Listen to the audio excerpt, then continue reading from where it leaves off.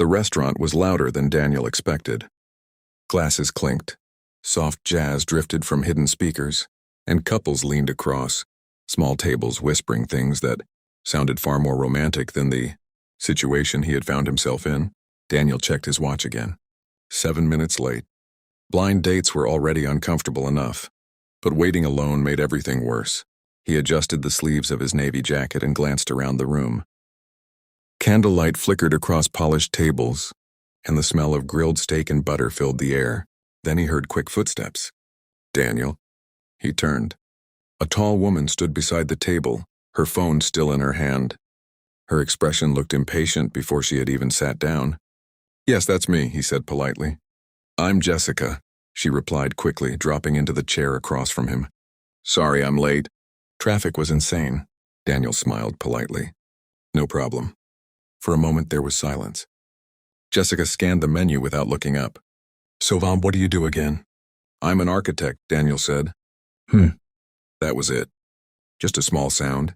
She kept scrolling through her phone while speaking. "My friend said you're nice." Daniel laughed lightly. "I hope that's a good thing." "I guess," she shrugged.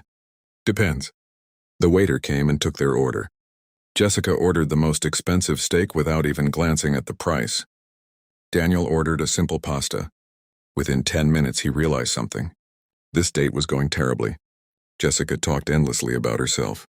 Her job, her apartment, her ex-boyfriends, her vacations. Every time Daniel tried to add something to the conversation, she barely reacted. At one point she interrupted him mid-sentence to answer a message. Daniel stared down at the tablecloth, feeling the familiar awkwardness creeping over him. He had been convinced by his friend Mark to try dating again. "Just give it a chance," Mark had said. Right now Daniel wanted to escape. Jessica sighed dramatically. "This place is slower than I expected," she said. "The food will probably be good," Daniel replied. "I hope so. My time is valuable."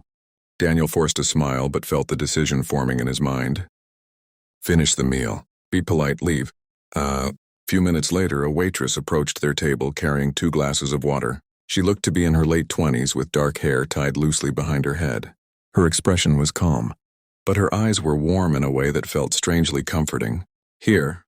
You go," she said softly, placing the glasses down. Jessica barely noticed her. "Excuse me," Jessica said without looking up. "Can you make sure my steak is medium rare?" "Not medium. Last time a place messed that up." "Of course," the waitress replied kindly. Then her eyes shifted toward Daniel for a brief moment. Just a moment. But there was something in that look. Something observant. She walked away. Jessica continued talking about a beach trip she had taken last year. Daniel wasn't listening anymore. He watched the waitress move between tables, carrying plates, smiling politely at customers. She seemed calm even while the restaurant buzzed with noise. After a few minutes, she returned with their drinks refilled. As she leaned slightly toward Daniel to place the glass beside him, she quietly said something under her breath. So quietly Jessica didn't hear. "If I were you," she whispered, "I'd stay." Then she walked away. Daniel blinked. Did he hear that correctly? Stay? He looked toward the waitress again, but she was already helping another table. Jessica was still talking. And then he had the nerve to say I was overreacting, she said. Can you believe that? Daniel nodded automatically. But his mind was now somewhere else. Why would the waitress say that? Stay for what? Curiosity slowly replaced his earlier urge to leave. The food arrived. Jessica complained about the lighting near their table and asked if they could move. The waiter politely explained that the restaurant was full. She rolled her eyes. Daniel noticed something else then. The waitress who had spoken to him kept glancing toward their table. Not in an obvious way, but just enough to make him feel like she was paying attention. About 20 minutes later, something unexpected happened. A man walked into the restaurant quickly, scanning the room. He looked angry. His eyes locked onto Jessica. And suddenly he started walking straight toward their table. Jessica's face went pale. Oh no, she whispered. Who is that? Daniel asked quietly. My ex, she said nervously. The man reached them in seconds. So this is what you're doing? He snapped. Already out with another guy? Several nearby tables turned to look. Jessica stood up quickly. Mark, stop, she said through clenched teeth. The man pointed at Daniel. Is this the guy? Daniel stayed calm. I think you should lower your voice. The man ignored him. "You told me you needed space," he shouted. Jessica looked mortified. "This is exactly why I left you," she said. "You're embarrassing yourself." For a tense moment, it looked like the argument might explode. Then suddenly the same waitress stepped between them. Her voice was calm but firm. "Sir," she said, "I need you to lower your voice or I'll have to ask you to leave." The man hesitated. Something about her confidence seemed to interrupt his anger. Other staff members were already moving closer. He muttered something under his breath and stormed out of the restaurant. The room slowly returned to normal. Jessica grabbed her purse immediately. "I can't deal with this tonight," she said to Daniel quickly. "I'm leaving." Before Daniel could respond, she rushed out the door. Just like that, the terrible date was over. Daniel sat there alone for a moment, letting out a slow breath. Then the waitress returned. "You okay?" she asked. Daniel nodded. "Yeah." He looked at her curiously. "Earlier, you told me to stay." She smiled slightly. "I noticed that guy outside about 10 minutes before he came in," she said. Daniel raised an eyebrow. He was pacing back and forth. Looked angry. "I figured something might happen."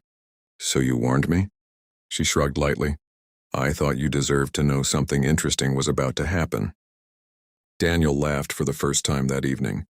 "Well, you definitely made the night more memorable." She smiled again. Sometimes terrible dates become good stories. Daniel looked at the empty chair across from him. Then back at her.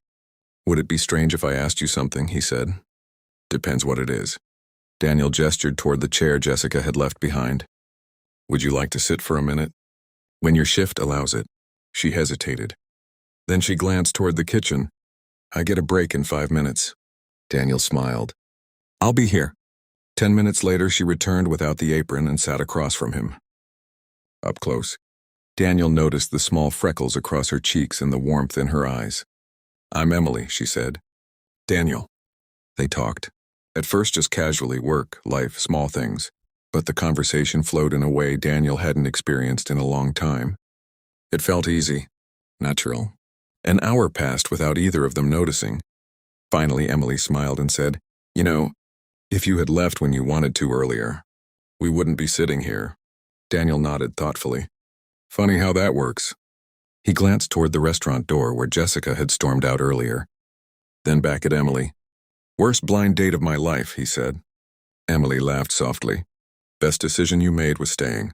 And for the first time that evening, Daniel realized something simple but powerful.